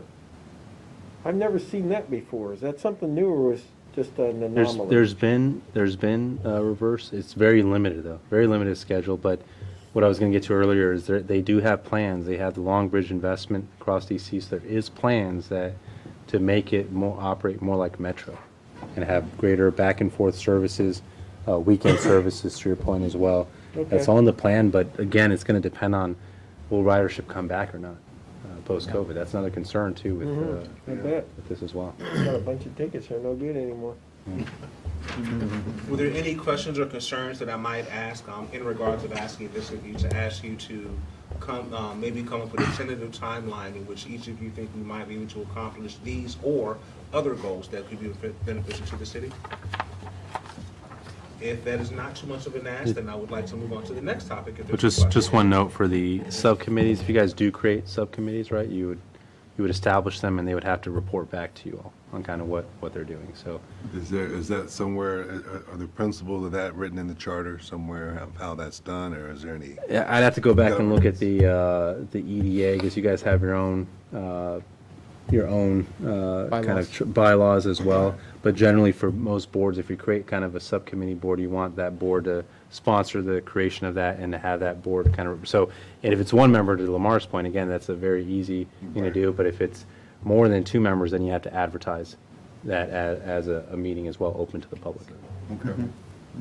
So some of it could just be voluntary activity, helping Lamar with setting up a business expo, or doing marketing, or recruitment, whatever that is. That's kind of more of a one-on-one Volunteer support. okay. Yeah. Okay. The other is a formal, it could be a formal one that actually we have to advertise, that maybe does more work group session style, or work session style activities to draw up policies or other things to bring back to the EDA.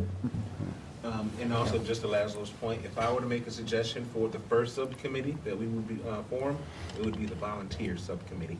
But moving on to the next item I have for you. I have combined the other two into one presentation because they're essentially all the same thing. So this is basically in regards to speaking about our current website and social media capabilities, which to date are 0. So we have a good place to start from. Right. Well, 0. Yeah, right? I mean, it can't get any worse. You gotta fill the hole in first. I kind of realized that, when we look at the website, and when it comes to the EDA, I realize that the goal of it is really for its partners and clients to advertise and sell their products and services. So I kind of feel like if we were to look at a website it could be a really, really easy lift. It could be a really inexpensive tool. I'm gonna jump forward and jump back again.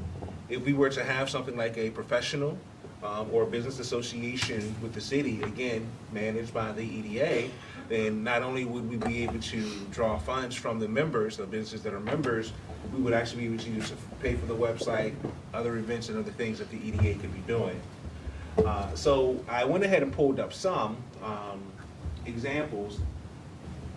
And did we click on here? I think the best one would have been the first one, yeah. That's the most robust. Right, so St. Cloud, Minnesota. I'm pretty sure a lot of you are wondering why I would pick St. Cloud, Minnesota as a comparison to the city of Manassas Park. But to be fair, St. Cloud, Minnesota has one of the most beautiful EDA sites you're gonna see. And when I say beautiful, I mean as far as the information that they're providing, but again, they have a full focus. They have a focus on their city as a whole. They have a focus on its businesses, its community, and its visitors. Now, we don't need all of these subheadings right now, but it would be great if we were to at least have a website that had at least these 4 headings and at least one thing under each, at least, again, something to start. So as I'm looking through these different ones, I would love to try to maybe cultivate a general template that might be something we might be able to start with, if you so feel that I may pursue that. Because I know before, at the last meeting I mentioned I wanted to do more research about the different types of websites that are out there. But after I show you these other ones, if we do feel an interest in order to try to establish something, I would love for us to take insight from St. Cloud. Now, because I thought I am in Northern Virginia, I need to show you someone from Northern Virginia. We are not Fairfax. I can tell you right now, when you look at St. Cloud, it was nice, but when you look at this makes St. Cloud look like they don't know what they're doing. And the thing is, it's just a much cleaner look. You know, they got their view of their city. You know, they have it set up where you can go ahead and come in and find about the tech industry job. I'm sorry, where's my mouse? There we go. You can go ahead and find out about the different tech jobs and industry and buildings and things they have going on there in regards to finding available locations, as well as finding, you know, the talent that they have. And again, just a quick sidebar, like the city posts city jobs on the city website. But the thing is, if there is a job available in the city of Manassas Park and it's not a city job, how do our residents know about it? They have to go to what? How many different sites? When the EDA might be able to go ahead and funnel all of that into one easy source for them. It could be a matter of working to partner with things like, groups like Snag-a-Job, Monster, Indeed, LinkedIn, in order to maybe offset some of the costs of our own website if we were to look to go ahead and show jobs. And then we're going to go to our last one. So this is Hopewell, Virginia. Now, this is very personal to me for a lot of reasons. Number one, because I graduated from Hopewell High School. Number two, because in my senior year, I actually suggested that we have a government day program during our senior week where every student would shadow a city official in order to learn more about their job and what they do for the city. So not only do I want to bring a program like that here, but I want to show you, and again, this stark comparison. Now, Hopewell is an independent city just like Manassas Park. We are very close in regards to the same population, but when we look at this website right here, where's my mouse? There we go. Residents, government, businesses, public safety, and careers. They have the bare minimum on here in regards of the headings, but you can look at the rest of their site and see it's very meager. And so again, we don't have to come off starting off with the LeBron James of websites. We can go ahead and start off. I can't think of the worst basketball player there is, but I'm just saying we can start off low level and still meet the requirements. So I kind of want to show you that I'm not asking for us to spend $5,000 to do a website and bring all this stuff in. I'm saying let's maybe find a Wix account or something free, and give me some time to play with it so we at least have something until we get to a point where we decide we want to do better. I started off with a Chevette before I upgraded to the Mustang, and then other vehicles. We can't all start off in a Lexus. So I just want to show you, I love Hopewell, and I applied there too, just to let you know. When I applied here, I applied there as well. But I really wanted to work here because you saw the same vision I did. They didn't, and that's why their website still looks like this.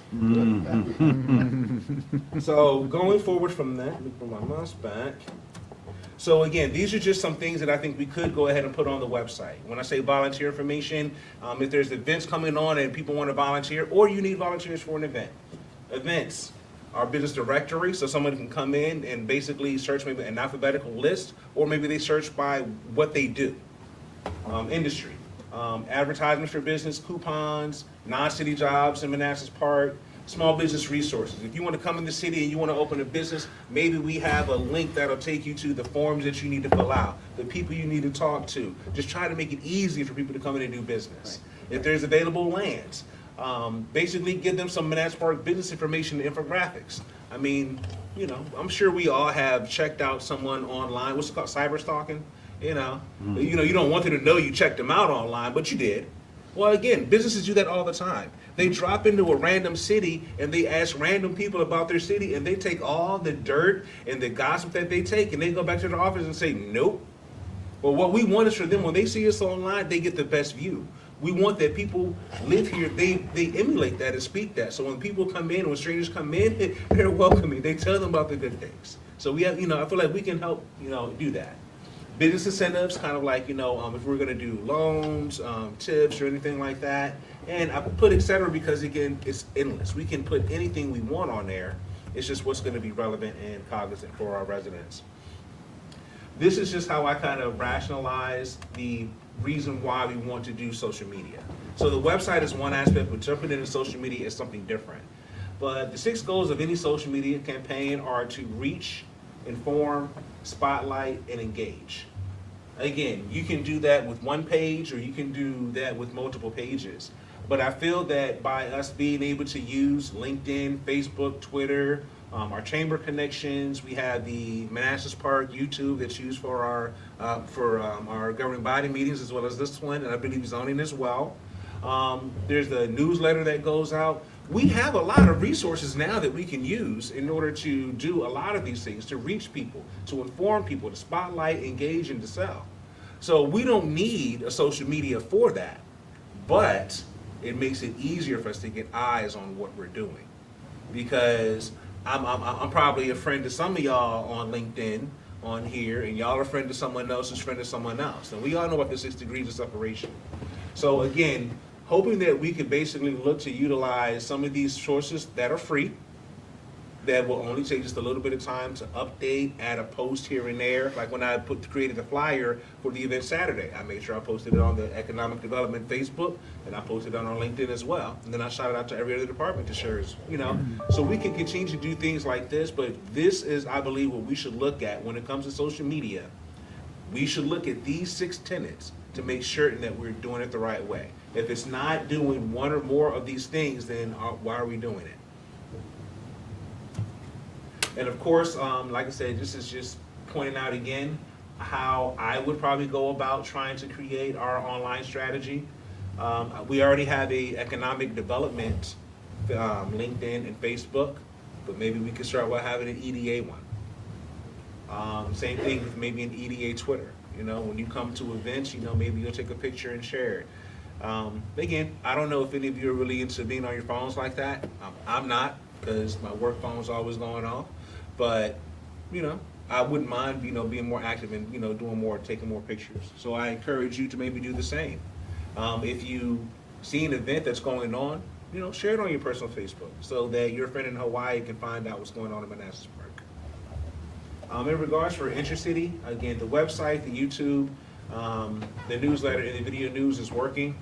As far as, because we have the all users email, that's really the best thing that we're going to use in regards for communicating inside the city. But let me rephrase that, sorry. The intercity communication we have using the all users email is really good, so we don't really have to switch from using that. But when it comes to communicating outside the city, again, an EDA website, links or videos that we have on our Manassas Park YouTube, as well as the newsletter and videos, by increasing who we're sending them out to, and making certain that we're reaching the widest audience. As weird as it sounds, because we have such a large Central American population, I do not see anything wrong with us sending stuff that we're doing to Central America. Maybe y'all do, but I don't. Because again, if they have relatives here, they may find out. They may want to come in for an event or something to that effect. So there's a lot of different ways that we could look at that. I'm actually going to go on one quick sidebar again, mentioning Central America and how we're looking to connect a sister city. I mean, I don't think, my research has shown Manassas Park doesn't have a sister city. But again, that's another way to bring eyes, optics, and connections from us to other areas.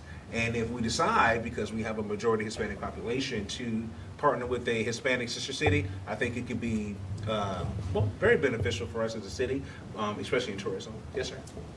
The only challenge I have, or the only concern, not a challenge, I have with the Facebook and the Twitter is, will that be monitored by somebody, an employee, in case something inappropriate is put on there and is not representative of who we are? So, in regards to the post that would be put up by the city, for the ones that I'm using, or for the EDA, the post will be put out and controlled.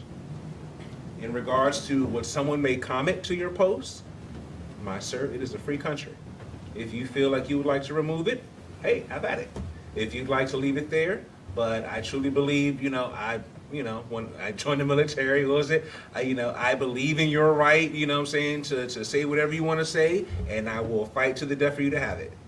But at the same time, you're not going to be pooping in my pool, if you're part of my expression. So, again, we can cover what we're going to put out there, but again, if we start getting some negative stuff. You'll have to have a policy, though. Yeah. That policy will have to be reviewed by the That's city what I mean. attorney That's what I for, just- yeah. just Because reflected on us. Yeah, because I'm not sure what the regulations are with the EDA. I know with the governing body, there's a higher threshold for First Amendment. If someone's criticizing the city and using language, we have to be careful what we're regulating, but we have to have a clear policy on what we can remove if we remove anything. Yeah. And the other side of your point, how would it be done? To start off, a volunteer. And then once we start establishing some funds, a paid worker. I was looking at you. But yeah, so I'm gonna go ahead and finish with that one there. Did anyone, any other thoughts about how we might transition into a larger social media presence, either through a website or through other alternate means?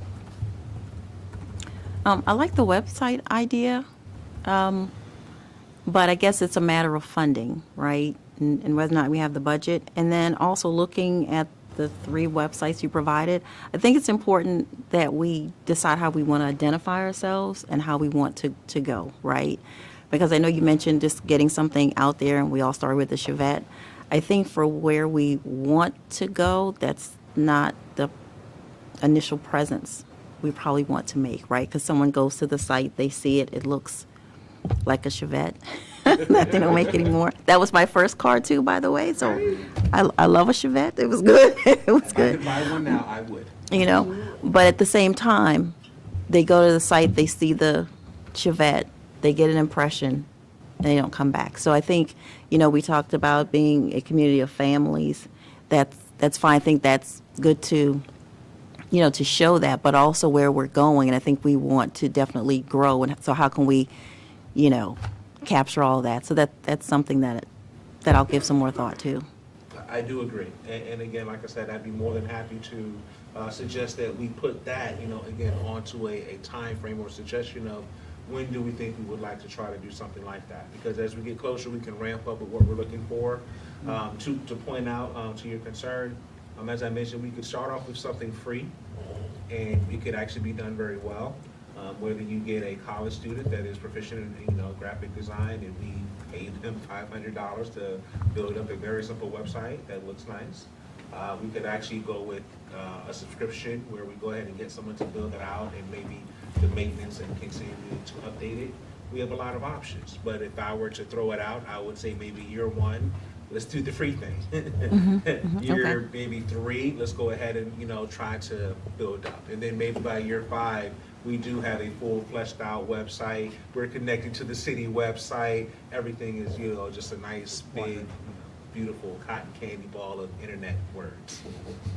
And so in terms of the other aspects of social media, as the VRE is developing, as we're building the center, those are things that I think could be posted, right?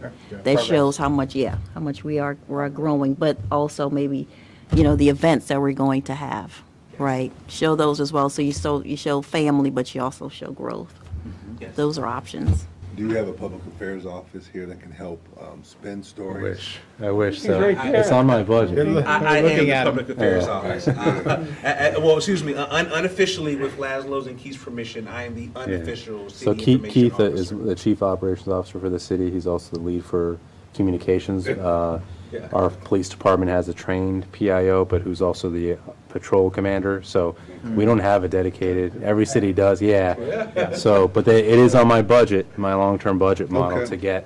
to get that staff for the city to help us out with our communications with the community. Yeah. To be fair, what I hope to do, and again, in a phased integration plan, would be to start off with better communications with our local colleges in regards to getting young people and offering them unpaid internships to basically come in and offer their skills in order to help the city and grow. As we continue to get bigger and better, maybe we can pay or maybe we can offer stipends, but to be fair, I would like to get as much free work from young people that are willing to put their effort out there. A lot of young people don't like to work hard, in my opinion, and so I really want to seek those that do, that really grew up and understand you gotta work, you gotta put it out there, and sometimes you gotta work for free. So I want those people that are trying to show off, because when I'll be happy to tell you, yes, this person did this website and it looks great. It runs amazing. Yes, you should hire this person. Just a thought. Lastly, excuse me, where are we at? Business registry. That's very simple. One of the hardest parts of my job since I have been here is connecting with the business owners. And I realize part of that is because the city as a whole does not have a system that connects with the Commissioner of the Revenue or the Treasurer to basically track all of these different inputs. So I believe that the first thing I should do is to create a business registry. And I would like to ask for your help in regards of how we think that would look and could look, for two reasons. I ask your input because I definitely believe that you will have a separate and a larger interest than the city will. But I also believe that in the regards of the EDA, it may be easier to figure out how we might be able to actually get it implemented. Whether it's the matter of we work together to create a form of the information that we want to know and track, and I go out and collect it, or we go ahead and decide to, I don't know, bring in a consultant to help us collect this information or go through the process. But again, just the idea that by us being able to create a business registry, it makes it easier for the next step, which is to create the business and professional organization for the city. Being able to track the businesses that we have in the city, the number of employees, the type of businesses they have, and even the amount of sales that they're bringing in, not only helps us see what our city is, but also what we're becoming. And so I just wanted to go ahead and throw that out here. I know I did go through a lot of things, and I have asked a lot of you tonight.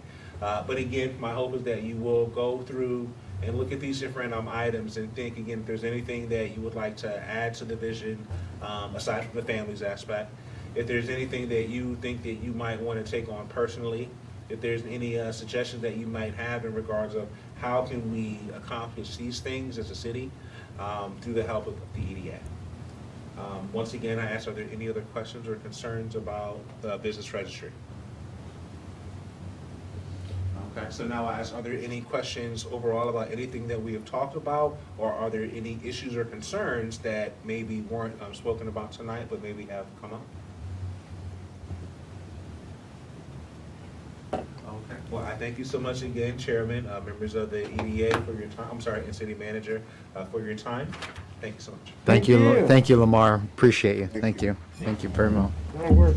You've given us a lot of things to think about. Next item on the agenda is the chairman's report. Aside from welcoming you, Lawana, to the EDA, and thanking you, Lamar, and you as well, Mr. City Manager, for all of your hard work. That is all I have for the chairman's report. So thank you. Directors, my fellow directors, anyone have anything else to report on? I too extend my welcome to this body, and I have nothing else to add. No, I'm good, thank you. Very good. Thank you, and I'd just like to say it's a pleasure to be here, and I look forward to working with all of you and making Manassas Park as best as it can be. Thank you. Likewise. Thank you. Mr. City Manager, any report? Welcome to the EDA, and thank you for serving the city. And this has been an incredibly important body the last 18 months here, so you guys have done quite a bit, and I appreciate it. The only thing I had to report was not only did we have the movie theater public hearing with the signed, they're already signing the contract. Now it's up to the city council or the governing body to approve it. We also had Girani's Coffee House as well. They have their signed lease, so. Oh, Yeah. good. Here, now- next door. Yeah, so Yeah. they would set up right, connect to our library, so we'd have the first level, kind of like think of more of a Barnes & Noble's cafe with Girani being the great partner. The owner's a resident of our city, a small business owner, and he wanted to establish across the street, but he was pushed away from there because of the bad history that we've had with that group, the former owners there, but now he has the chance to come back and reinvest in the community and be a good partner for our library and for our downtown overall. And hopefully soon we'll be announcing another restaurant lease right next to Girani's. We're looking at a kind of like a Mexican tequila bar, kind of start getting the nightlife going with some good lunch options as well. And then we'll keep working with Norton Scott to get the rest of their building, which is the one adjacent to our City Hall, to get that leased up in time as well. So all this will take some time for tenant improvement and build out, but we're excited to have Girani's as a partner for the city, of course, pending governing body review and approval of the lease that we have with them, and I think they're going to take that up at the next meeting. Very good. Thank you, Mr. City Manager. Thank you. At this time, we are at our last item, adjournment. Is there a motion on the floor to adjourn tonight's meeting? So moved. A second? All in favor? Aye. Aye. We are